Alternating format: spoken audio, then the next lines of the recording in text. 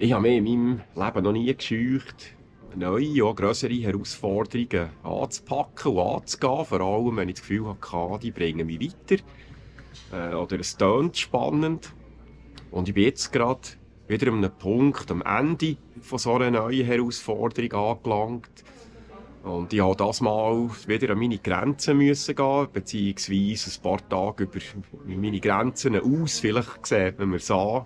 Ciao zusammen, mein Name ist René, herzlich willkommen zum heutigen Beitrag. Ich war in den letzten 3 Wochen als Kamera-Operator in Kentucky im Einsatz. Zustande kam das Ganze, weil ich mich eigentlich als Kameraassistent beworben habe. Als ich mitbekommen, dass die Finanzierung stattfindet, also gelingt, habe ich mich dann eingebracht und gesagt, ich würde eigentlich gerne offerieren, hier als Assistent an diesem Film mitzuwirken.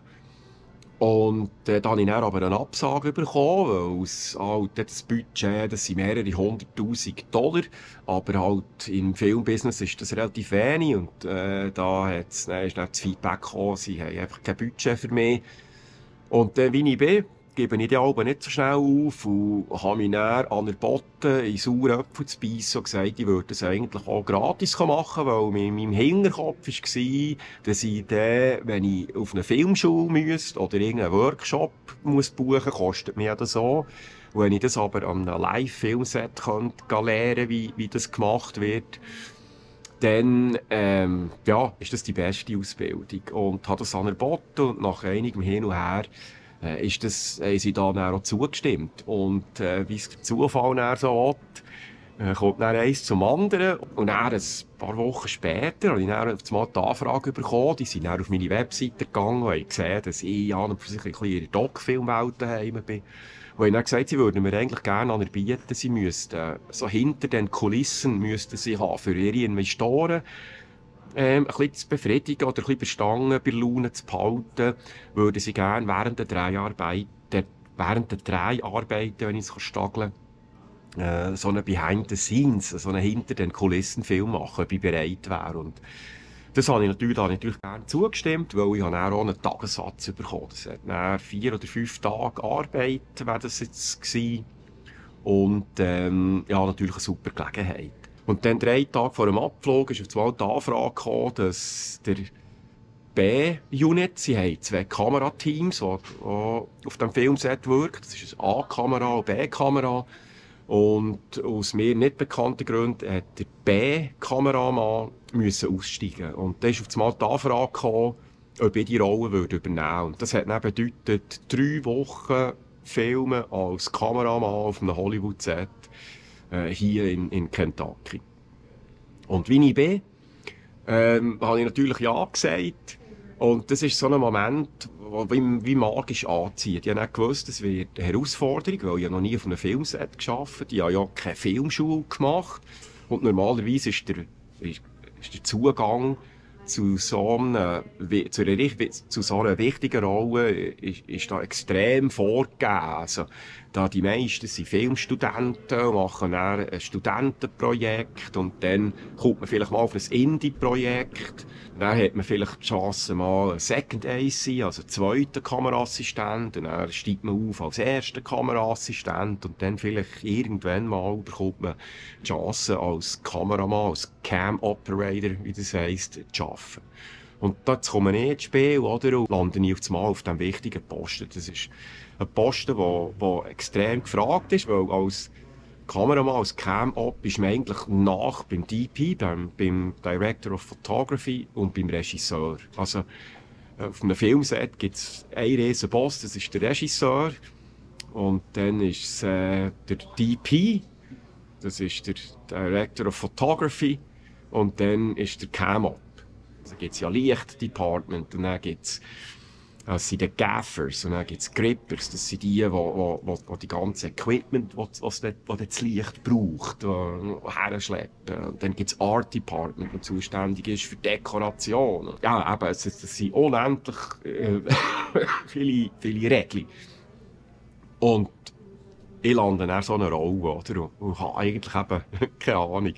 Aber da sage ich einfach, in diesem Fall eben, wie ich bin, ja. Und es ist mir dann aber auch bewusst gewesen, dass ich recht steile Lehrkurve muss herlegen muss. Und das äußert sich dann auch so, wenn ich an so etwas hergehe, dass ich natürlich sicher angespannt bin. Also ich weiss da haargenau, dass ich mich da in eine Rolle manövriert habe, wo die Erwartungen hoch sind, aber auch die Verantwortung sehr hoch. Schlussendlich ist wie nicht Kamera führen, das, was die Leute dann im Kino sehen. Da bin ich also schon mit der Anspannung drauf her, man kann das etwa vergleichen. Also ich vergleiche es bei mir so, wie wenn ich irgendwie eine Operation vor mir habe oder so. Es ist einfach so die Art, die Ungewissheit, der Druck auf den Schultern, wo man nicht so recht weiss, kann ich liefern, was passiert genau, blamiere ich mich bis auf die Knochen oder wie oder was. Und so mit dem Dauerdruck bin ich dann eigentlich daher gekommen. Und habe dann schon müssen sagen, oh mein Gott, als ich da den ersten Tag auf dem Set war, die Sprache, die Lingo nicht kennt. Also jedes Mal, wenn sie Befehle kommen über das Walkie-Talkie, wegen Exposure, also Belichtungseinstellungen oder die bestimmten Höhen, wie man die Kamera auf dem Stativ setzt. Also jede Höhe hat verschiedene Namen. Da gibt's Hi-Hat, da gibt's Bass, Basement, da gibt es jenste so Sachen, oder, wo ich keine Ahnung hatte. Und da bin ich extrem am Schwimmen gewesen und hatte zum Glück mein Assistent und der Assistent vom anderen Kameramann hatte ich dauernd auf dem Funk gehabt, und die haben mir dann alle übersetzt, wenn Befehle sind gekommen, die gemerkt haben, ja, keine Ahnung, haben sie mir dann kurz erklärt, was es sagt. Also ohne die hätte ich das nicht überlebt, hätte die mich auch einen kurzen Rang wieder heimgeschickt. Aber weil ich halt auch mit all diesen Jahren gelernt habe, immer auf gut Fuß zu sein mit den Leuten und nicht Sachen überzuspielen. Ich bin zum Beispiel, als ich die hier lernen kennen, habe ich jedem gesagt, los, ich bin ehrlich, hey, helfen mir, wenn ich etwas falsch mache, sagt mir's. Ich bin Dokumentarfilmer, ich bin nicht vom Filmset. Ich packe die Chance extrem gerne an, aber ich werde eure Hilfe brauchen. Die haben mir dann tatsächlich auch geholfen und es mir so ermöglicht, dass ich bis zum Schluss an diesem Set bleiben konnte. Und ihr könnt euch jetzt aber auch vorstellen, einfach wie die Tage nachher stressig waren. So ein Filmtag geht zum Beispiel 14, 15, 16 Stunden. Also da geht man morgen zum Teil um 5 Uhr auf, halb 6 Uhr, fährt dann an den Drehort. Dann ist man mindestens 12 bis 13 Stunden ist man dort vor Ort und drehen. Und dann wieder heim. Und dann hat man noch kurz Zeit zum Zähne putzen und dann liegen und nach 6 Stunden wieder auf und weiter. Oder? Also das sind brutale Tage. Und wenn ich dann auch noch lernen und verarbeiten und all das Neue aufnehmen, plus die Arbeitszeiten, plus der Druck, das waren dann Tage gewesen, wo ich wirklich ans Limit gehen musste. Aber auch extrem viel gelernt. Was im Doc-Film ganz anders ist die Präzision der Kameraführung.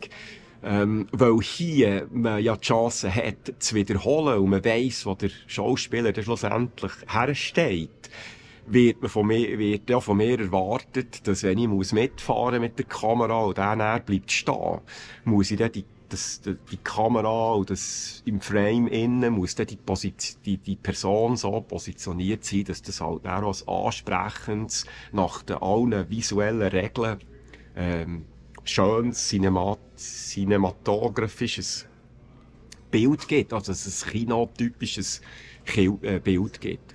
Und die Präzision, die hatte ich natürlich am Anfang nicht gehabt. Und wie ich die Kamera führe und Bewegungen lesen von den Schauspielern, für das sie dann wirklich landen können, genau dort, wo es der Regisseur hat wollen. Ich gebe euch ein Beispiel, oder? 2 sind im Schnurren und dann steht einer auf und dann kann ich nicht langsam aufschwenken und dann ein bisschen suchen und dann ist gut, sondern wenn der aufsteht, muss das eine Bewegung geben, und zwar mit ihm, oder? Ich muss dann sehen, wenn er geht, und nachher, wenn der dann steht, darf ich dann nicht den Kopf abschneiden oder so viel Luft haben zwischen dem Bild und dem Kopf, sondern da muss ich präzise auch mit ihm dann landen und steht. Einfach die Sache. Und da schaut das ganze Team, oder? Ist dann schaut da alles zu, die arbeiten alle darauf hin, dass die Schauspieler nicht die Leistung können, ihre Leistung können liefern. Und ich fasse dann ein. Und da schauen dann 30 Leute hinten dran auf den Kontrollmonitoren zu. Und ja, da wird man dann liefern, sonst bist du halt dann schon ein bisschen der Jost im Umzug. Das hat dann auch dazu geführt, dass wir vom Team sind nach aufeinander gewesen, die Leute sind dann auch krank geworden, es hat Husten gegeben, Zeug und Sachen, und wir haben es dann voll umgelegt. Ich hatte dann über 38 Grad Fieber gehabt, aber nach wie vor müssen 16 Stunden am Filmset stehen, weil die Kameramann gibt es einen, also die B-Kamera gibt es einfach einen. Und die Arbeitswoche geht 6 Tage. Dann hat man dann 6 Tage bügeln, einen frei und dann wieder 6 voll durchbügeln. Einfach eben mit diesen Stunden. Und das hat mir gegeben, irgendwie, ich habe 4 Tage lang mit 38 Grad Fieber müssen bügeln und irgendwie überleben. Und mit Medikamenten, habe ich das irgendwie hergeschafft, so, dass, ja, die meisten auch nicht viel gemerkt haben. Aber innerlich habe ich natürlich müssen kämpfen. Ja, in der Nacht nicht einmal auf die Toilette bisseln. Keine Kraft mehr gehabt, wäre umgekehrt, Kreislauf am Boden. Und am Morgen der Wecker los ist um 5 Uhr nicht gewusst, wie ich auf soll. Einfach, wie soll ich jetzt auf? Und dann 16 Stunden bügeln, keine Ahnung gehabt. Dann wieder auf Tylenol hintermähen und dann irgendwie ist es einfach dann mit Zwingen zum Aufstehen und duschen heiß und einfach machen und gehen. Und jetzt fragen sich sicher ein paar von euch, warum macht man denn das? Aber ich bin einfach überzeugt, dass Komfortzone ab und zu gut ist. Jetzt freue ich mich dann zum Beispiel, wieder ein bisschen Komfortzone zu haben daheim. Aber auf langfristig gesehen finde ich einfach, ist Komfortzone sehr gefährlich und ein Mittel für unzufrieden zu werden. Ich schaffe die Herausforderungen nur, weil ich mich nicht scheue, immer wieder halt harte Sachen anzupacken.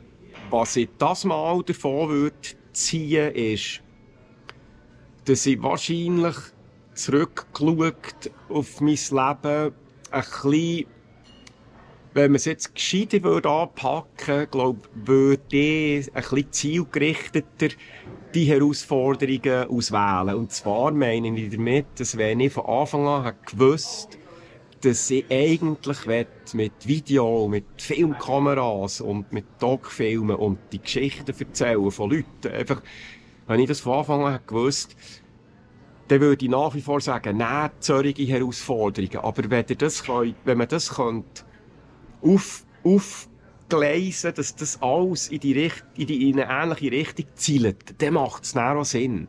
Dann kommt man auch an einen Punkt, wo man dann irgendwann mal auch eine Fähigkeit entwickelt, wo man besser ist als die Mehrheit von allen anderen. Und mein Fehler war, dass ich immer wieder so Meilensteine rausgepickt habe, aber es waren immer in neuen Gebieten. Und obschon ich das nie missen würde ich jetzt sagen, wenn ich noch eins, sage jetzt mal, die Chance hätte, von vorne anzufangen, würde ich mir wünschen, dass ich mir früher im Klaren wäre, was eigentlich meine Leidenschaft ist, in welche Richtung dass ich schlussendlich gehen will, wo mein Feuer zu suchen ist. Und dann die Herausforderungen dort suchen, die mich dann wirklich in so eine einheitlichere Richtung treibt. Aber das ist so meine ersten Gedanken, ein bisschen unsortiert. Eine Länge seht ihr's.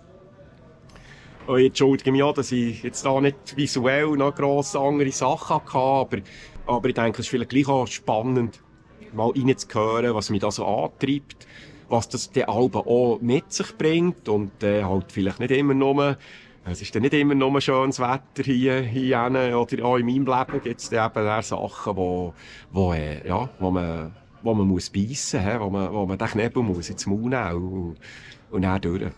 Merci vielmals, wenn ihr bis zum Schluss zugeschaut habt. Ich schätze das. Würde mich freuen, wenn ich das nächste Mal wieder begrüßen darf. Ich bin sicher, ich habe gleich schon wieder ein Geschichtchen parat. Chimo ist immer noch in Hermosa Beach und ich bin sicher, dass wir auch zusammen wieder mal ein Abenteuer aufnehmen und euch präsentieren. Das wird sicher in den nächsten Tagen passieren. Ich freue mich drauf und dann sehen wir uns dann wieder. Und dann würde ich sagen, das war es für heute. Merci fürs Zuschauen. Bis zum nächsten Mal. Tschüss.